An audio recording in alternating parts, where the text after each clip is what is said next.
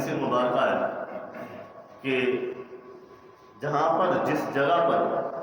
محبوب مصطفیٰ صلی اللہ علیہ وسلم قربانی کیا کرتے تھے تو حضرت عبداللہ بن عمر رضی اللہ تعالیٰ عنہ جب قربانی کرتے تھے تو جانور کو اسی جگہ پر لے جایا کرتے تھے۔ تو سوال یہ ہے کہ حضرت عبداللہ بن عمر رضی اللہ تعالیٰ عنہ نے قربانی کرنی تھی اللہ کے نام پر، اللہ کے لیے جانور کو ذبح کرنا تھا، اور اللہ کے نام پر جانور کو ذبح کرنا عبادت تھی۔ عبادت تو اللہ کی ہو رہی تھی، لیکن نسبت وہ تھی جو محبوب مصطفیٰ صلی اللہ علیہ وسلم سے ملنے والی تھی۔ یعنی قربانی اللہ کے نام پر ہو، قربانی اللہ کے نام پر کی جاتی ہے،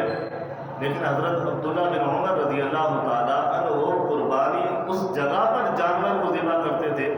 جہاں پر محبوب مصطفیٰ صلی اللہ علیہ وسلم نے جانور کو ذبح کیا ہوگا۔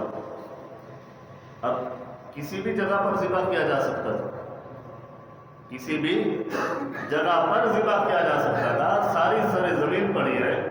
کسی بھی جگہ پر جانور کو لٹایا جا سکتا تھا، قربانی دی جا سکتی تھی، لیکن حضرت عبداللہ بن عمر رضی اللہ تعالیٰ عنہ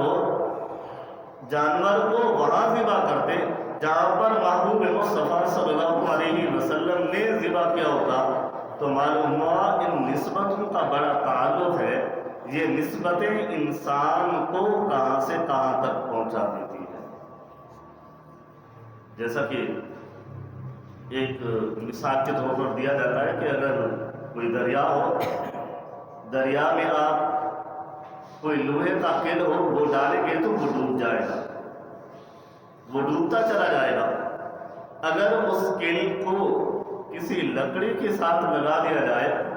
تو لکڑی کی کیفیت یہ ہے وہ نہیں ڈوبتی، جب وہ خود نہیں ڈوبتی تو وہ اپنے ساتھ بالوں کو بھی ڈوبنے نہیں دیتی۔ یعنی وہ جو کیل لکڑی کے ساتھ لگا ہوتا ہے جب اکیلا تھا تو ڈوب جاتا ہے، جب لکڑی کے ساتھ لگا ہوا ہے تو پھر ڈوبتا نہیں،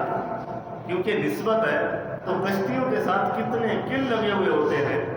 تو نسبت ان کی لکڑی کے ساتھ ہوئی تو وہ بھی ڈوبنے سے بچ گیا۔ تو نسبت اگر اچھی ہو